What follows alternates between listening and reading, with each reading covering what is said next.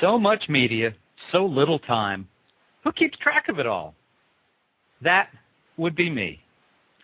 This is Bob Andelman, and this is the Mr. Media Interview, recorded live on blogtalkradio.com on January 25, 2008. Here's something you probably don't know about Mr. Media. The second of my 9 books was actually about football. Why men watch football, in fact. So when the opportunity to interview Bob Horowitz came about, how could I resist? Bob is the creator and producer of the annual special, Super Bowl's Greatest Commercials 2008, which airs on Saturday, January 26 at 8 p.m. Eastern on CBS television. You may also know one of Bob's other creations, The Singing Bee, which was a summer hit for NBC in 2007. Bob, welcome to Mr. Media. Listen. Hello. Hi, is it Bob? Is this Bob Horowitz? Hello? Hello. Hi, it's Bob Horowitz. Hi, Bob. I thought so. Welcome to Mr. Media. Thank you. I'm fascinated by your show. As a football fan and someone who's done a little writing about why men watch football, I actually find it kind of hard to believe anyone still scoffs at the notion that half the fun of Super Bowl is the commercials. But I'm guessing there must be a few. I mean, the people that scoff at it, I mean, that's I think that's a major reason for the mega numbers that are associated with the event. You know, it's funny because in television, you often hear the season finale of XYZ TV show is going to be brought to you without commercial interruption, courtesy of General Motors, Ford, whomever. All right, and that's done as a media stunt, and they believe that will help the ratings. There are commercials in prime time are limited in terms of breaks, say, versus the sports day part, because they feel that will help ratings, right? Less commercial interruptions. You have you have this whole thing about TiVo and fast forwarding through commercials, and what do you do about that? All of it 180 degrees different with respect to the Super Bowl. If you took the commercials out of the Super Bowl, the rating would go down. Yes, the rating. I mean, Super Bowl is the only thing that people will TiVo and fast forward to watch the commercials. Well, and of course, there have been many, many years where the commercials have been vastly more interesting than the game itself. Right. But I think that's very much like watching, and this is my personal opinion, like watching a Saturday Night Live. Some Saturday Night Live skits are funnier than other weeks' Saturday Night Live skits. And that's really what Super Bowl commercials are. They're these clever 30, 60-second skits that are entertaining and that viewers like to watch. So that when we, on Super Bowl's Greatest Commercials, string them all together as a 1-hour show, that's why it does so well, because people love to be entertained watching them. I was just thinking another analogy with Saturday Night Live, actually. When that show begins, just like the Super Bowl, everybody is on their edge of the seat. What's it going to be this week? How's it going to go? And usually just after the weekend update, or in the case of the Super Bowl, the halftime, interest starts to peter out. So you need something to keep it going. And in the Super Bowl case, you got the commercials. Well, yeah, and the genesis of the idea was not I didn't create it on a mountaintop. So then what's going to be the next primetime TV special? Right? It was just a observation of watching people at a Super Bowl party 8 years ago in New York City that I was attending. That they're watching the game. They're watching the game. And there's that buffet table with the sandwiches and the chili and all that. During the game, there are people mulling around there talking, "Hey, how you doing? Haven't seen you in a while. Great, da da da da da." All of a sudden, it went to commercial timeout. Game goes to commercial. People rush back from the buffet table to watch the commercials. So I kind of said, "Well, commercials, did you ever imagine? They deserve their own show." Well, did you ever imagine you'd be doing this for, I guess this is 8 years now? Yeah, no. Although every year, it's funny. We sit there before the show, Steve Mayer, myself, the other executive producer, and we go, what should we do differently? And we both have this, call it a governor, where we're just careful that if we go too far, one pinches the other one and says, just remember, people just want to watch the old commercials. We don't have to be so creative. The creativity was already done when the commercials were made. Now, tell me about the show. It's a countdown format, right? It's a countdown format in a show where we have selected, over the years of doing the Super Bowl, commercial show, we've mulled through all the various commercials. We've, had fans vote on them. So we kind of come up with our top 10. So producers of the show come up with the top 10 commercials. They've been parked on CBS.com. So over the course of the past month, viewers, online users have been able to go to CBS.com to view those commercials. They've voted on their favorite. And in the show, we're going to start with number 10 and count them down. The Jim Nance will go with Daisy Fuentes from 10 to 9 to 8 to 7 to 6 to 5 to 4. And when we get to 4, and we're going to stop, and we're going to announce the final 3. So these are the top 3 commercials as voted on over the past month on CBS.com. And then we're going to open it live to viewers across America on CBS to vote on one of those 3 spots as their favorite commercial of all time. And what's at stake here is that we have a Super Bowl game where we have New England going for the first perfect 19-0 season, and we have Mean Joe Green going for a perfect 7-0. So so we'll see whether he gets unseated this year. So are you saying that Mean Joe, that Coke commercial is in the top 3? I would say there's a good chance of that. What have been some of your own favorites over the years? I love the Budweiser spots. I love clever commercials. I love those commercials that have you going, where's this going? Where's this going? I know there's some big moment here at the end. funny, right? So, I love clever, funny spots. So I love the Budweiser commercials. I love the ones with the Clydesdales and the dogs, where they also tug at, that emotional, the emotional part of you. But then again, I also love those commercials that do not cost a lot of money, but that are clever. Because there's this misnomer that says, Super Bowl commercials, that if they cost now upwards of $3 million to buy, they should cost the most amount of money to produce. It isn't the case. So one of my favorites to make that point would be the FedEx spot. I don't know if you remember that one where, all of a sudden the commercial comes up and it's just bars in tone with that annoying, right? And then a crawl comes, below the bars in tone that says, our ad agency bought this commercial for $2 million. Unfortunately, they didn't use FedEx to get the spot to the network. It never made it there. Right. We have fired our ad agency and we're out $2 million. How much did that cost? $10 to make, right? And yet it made the point of what FedEx is all about. So it's not always about the gazillion dollars and the special effects, even though some of those are very, very clever. So anyway, those are some of my favorites. Bob, how important is, and maybe we can kind of balance these, humor in these commercials versus talking animals versus celebrities? Is there a hierarchy of what works and what doesn't?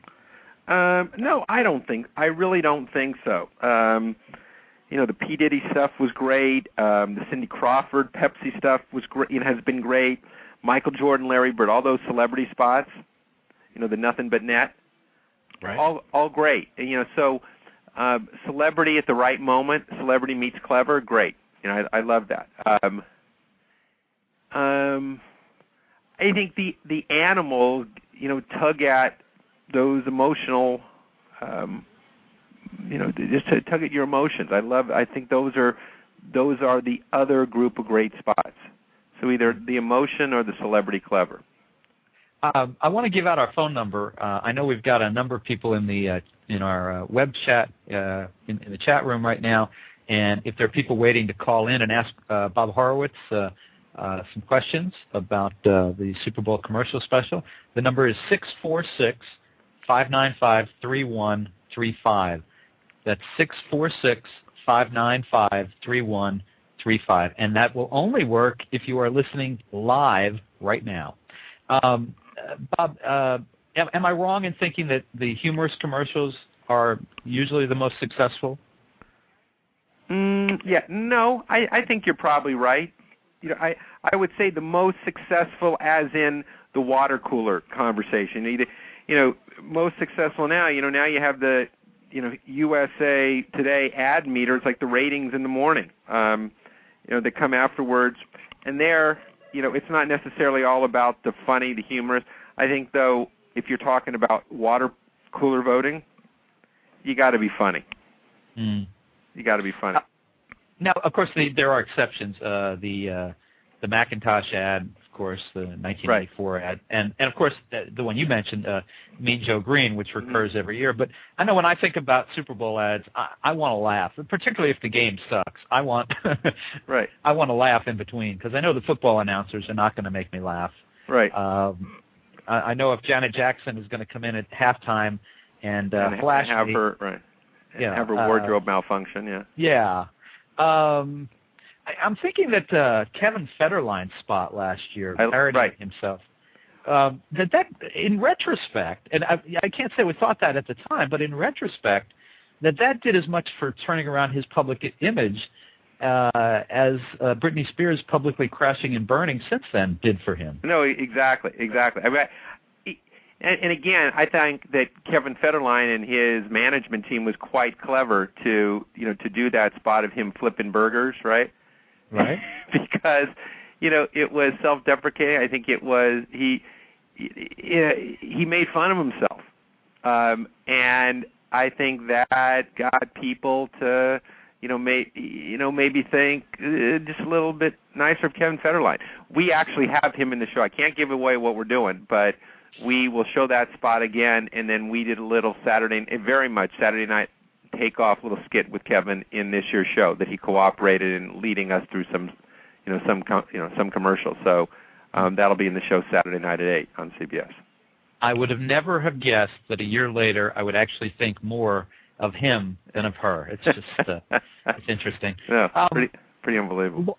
Long term, do you have any thoughts on which brands have benefited the most from their Super Bowl spots? Well, that's a good question. Probably Budweiser. Look,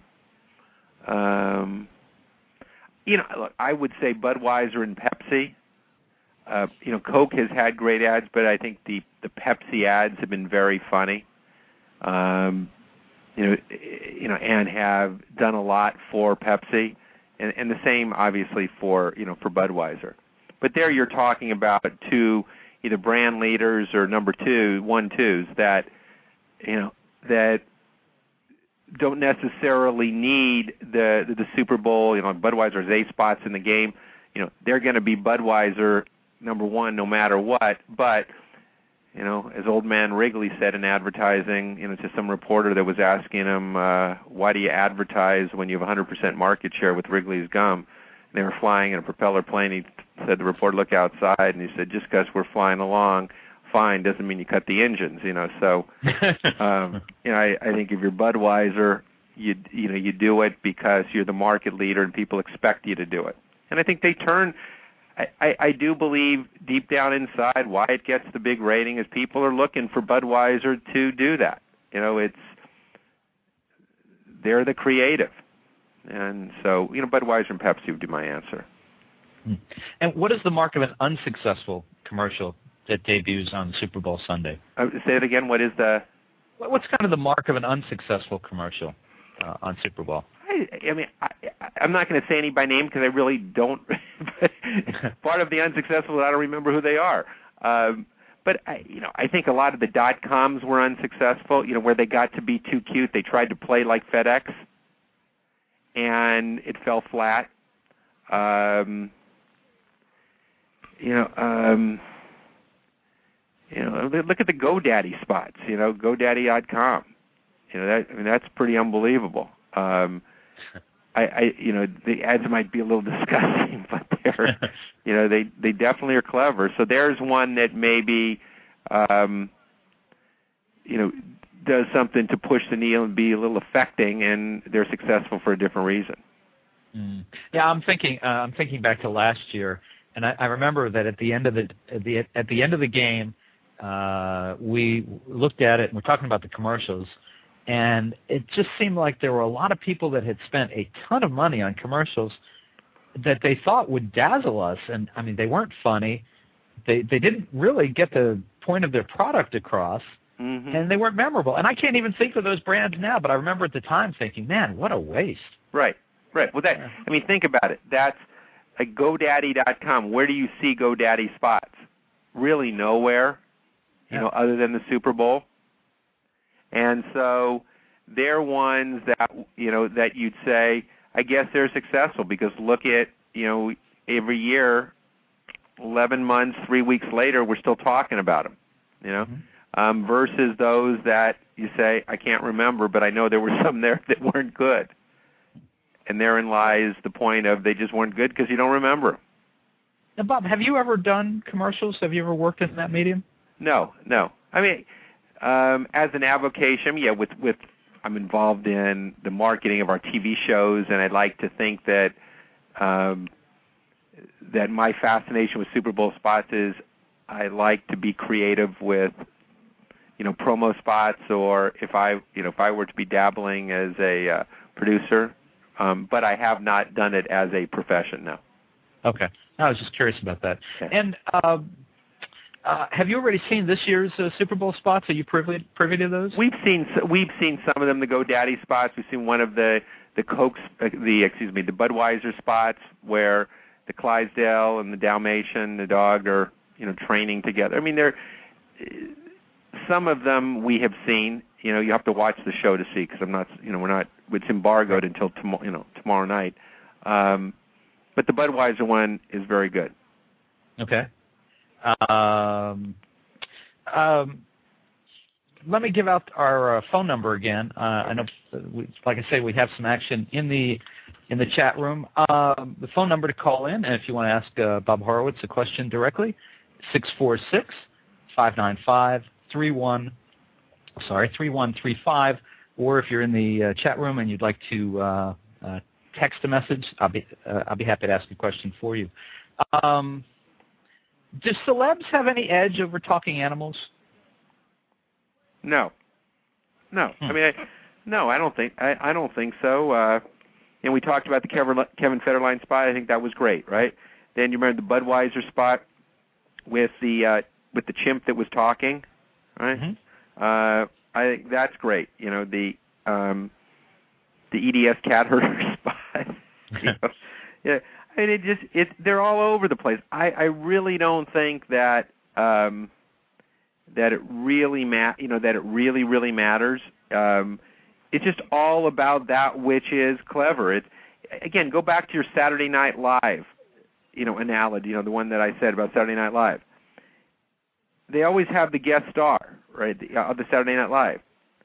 The skit is funny, or it's not, really having nothing to do with whether the star of that night is in that skit.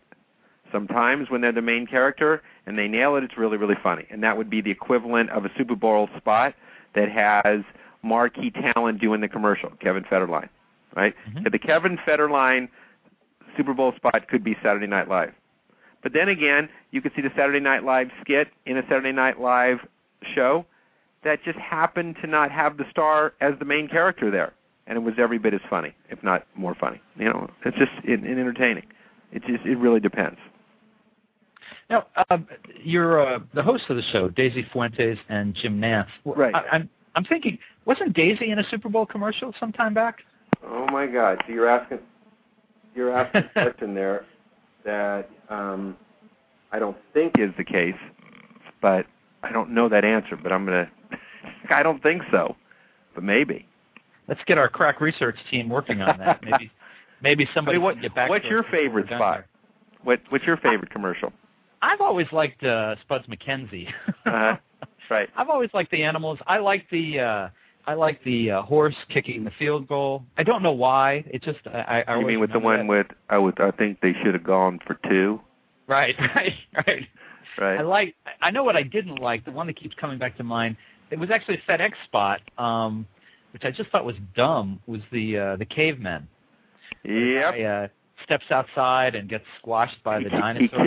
He kicks the dog and then gets stepped on. Right. Yeah. That scores pretty well in our show. Does it really? Hint, hint. Yep. That one just didn't work so much for me. I have to say, I have to agree with you. That it has scored well over the year, but I don't necessarily like it. Do you remember the Chevy Chase one, the one potato chip whip where they stopped him in the middle of the commercial and he got canceled? I'm thinking about that now that you mention it. Yeah. That was a great one too.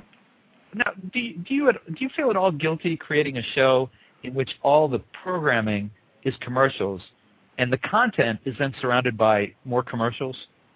No, because as I said that I mean the premise all the way through is the fact that again, just thinking of that Super Bowl commercials. If you did, are you there? Yep. Yeah. Super Bowl commercials. If you didn't have in the Super Bowl game the commercials, the rating would go down. And again, there isn't anybody. I mean, I'd argue that to my grave. I mean, that I believe is the truth. So why then is that the case? Because they're entertaining. So to build a show around entertaining content that just happens to be old commercials, surrounded by natural commercial breaks, it is what it is. And, I can't say anything more about it than that. And I think that is the case. It's there. You have to think of them as little, vignettes, a la Saturday Night Live, that, they go on the air to sell, right, to entertain and sell, and then they walk off to become content in a primetime CBS Super Bowl commercial show. That's their life after first air. Right. Do the brands whose commercials you run from past years, do they benefit, and I'm sure the answer to this is no, but do they ever have to pay anything for this new exposure? No. In fact, it's to the contrary. When it first came up with doing the show, and we said, well, we've sold this show to CBS. And we go, whoa, you guys must be making a lot of money because, this is all free. Well, what people don't necessarily understand is that when the company gives you the right to run a commercial, there are all the clearance costs, which is the music, the talent, the director, all the actors, everybody that's involved. And the clearances to clear the spots on our 1-hour CBS primetime show is upwards of $200,000. And, that's just, so we're sitting there saying, oh, do we put in the Budweiser spot? Well, do you realize the Budweiser spot's going to cost $15,000 to run? Because there is a budget. And, so anyway, the companies, I think, gladly like to see you, run something. I mean, we had on for numbers of years the Terry Tate Reebok spot, and then Reebok and Terry Tate relationship kind of went sideways. You haven't seen that on the air in our show, and yet I think that's a great spot. Well, and that kind of feeds into another question I had, is have any of the brands, any of the companies ever declined to participate or release their ads? Not really, no. And none that you really felt you had to have? No, exactly. Any of the ones that were important we've gotten. Okay. And let's get a nice word in for your hosts. Is this Daisy and Jim? Have they done this special before? Yes, for a couple of years, and they did it last year, did this year. It's a great compliment because Jim hosts the show. Will host the show from the stadium where the Super Bowl is played, and then so he's the staple to give you the countdown. And then this year we have Daisy that is at our own Super Bowl party where she'll be with, fans and some guests and et cetera, and, they'll go back and forth. So it adds a little entertainment value besides just seeing, two people standing next to each other. Well, I want to change gears since we have you here. You have another little program that has been a bit of a hit, The Singing Bee. Mm-hmm. Can you tell us a little bit about how that came to be and what where the future for that show is? Again, very similar to Super Bowl's Greatest Commercials, which was observation of human behavior. This was observation of walking down the street, again, New York City, of a marquee that was for Spelling Bee the Musical. And the Spelling Bee the Musical, and, well, why can't there be Singing Bee the show? If you can sing, Spelling Bee, they sing, if they have to spell the words, you have to sing the words, okay, the lyrics. And like most ideas, what you got to do is you got to stop for a while because, usually after 24 hours in that incubation period, 99% of the ideas you had 24 hours before are terrible. Yeah. Because it just, what was I thinking? But this was one 24 hours later was, hey, that's a pretty good idea. So threw it in the whole development mix, and I spoke to Louis Fenton, who was our head of development. We got Phil Gurin, a buddy of mine, longtime friend, to partner and develop with us, and we came up with, this variety game show with a great host in Joey Fatone. We've done 19 episodes on NBC. It's now being seen in 35 countries around the world, all except for Australia, all in native tongue. They do it with their own local songs, and it's a hit around the world. And here we plan to have it back on NBC this summer. I mean, we've done 19 episodes so far. I tend to believe, as does Phil, that we're more of a summer show than we are of a fall show, because I just think it's summer fun entertainment. And it's just proven to be a winner, and we got lucky. That's amazing that it's in that many countries. I mean, a Wild Hair becomes a franchise, I guess. Right. Well, everybody sings in lyrics that they think they know that they really don't know. And it's just playing off of human behavior. People singing in the car, those who sing in the shower. It's just been a big hit. So do you have a return date yet? No, that's what we're discussing right now with NBC. Okay. But our focus and emphasis right now is on our global shows and our producers that are, in Chile and Israel and, all around the world, Turkey, Russia. We're like doing 80 episodes in Russia. We were the number one show in Scandinavia. I mean, it's a pretty amazing story. And will in the NBC edition, will Joey Fatone and the Honeybees, will they return? Yeah, I mean I would plan.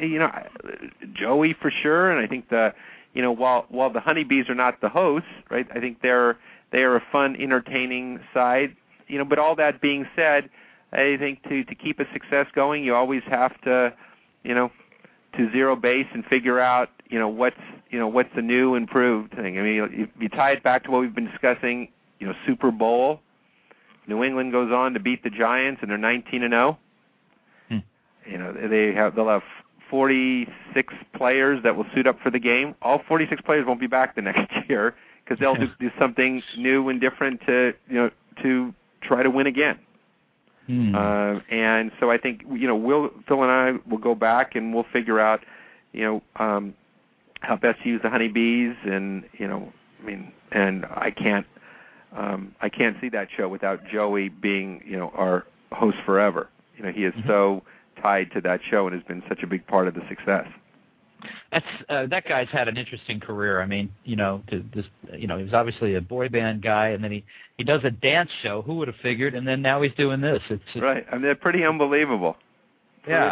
Pretty unbelievable. I mean, it's been I mean, what a ride for him, you know. And were you guys at all competitive in any way with the, I guess it was on Fox, the Don't Forget the Lyrics?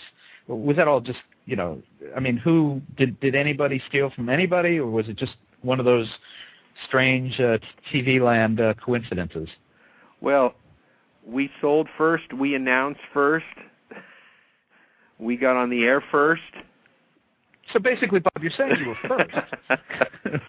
We were not second. Okay. I don't see how people that are first can steal. All right. So. Well, Bob, I really appreciate you joining us on the show today. Well, it's great. It's been great to be a part, and any time we're glad to be involved. And I hope you watch again tomorrow night, Saturday night, 8 o'clock on CBS, and watch and vote. And let me ask you, if listeners miss the show when it's broadcast on Saturday, this being the era of online, will it be available for online download anywhere? No, I don't think it'll be. I don't know on CBS.com. That's interesting that you asked that. I don't think so. I do know that next week it will be on the NFL Network a couple times. So if you missed it on CBS, you can watch on the NFL Network. Very good. Very good. Well, listen, thank you so much for being on the show today. Really appreciate your time. And maybe we'll get to do this again next year. That would be great. Thank you very much. Thank you, Bob. All righty. Bye-bye. And remember, folks, you can catch Super Bowl's Greatest Commercials 2008 on Saturday, January 26th at 8 p.m. on CBS. And for many more celebrity and media newsmaker interviews, surf over to our main website, www.mrmedia.com, where you can listen to my earlier conversations with Billy Bob Thornton, Cheryl Hines, Milo Ventimiglia, David Fury, Anna Gunn, Stephan Pastis, and many, many others. And thanks so much for joining us on Mr. Media. Bye-bye, everybody.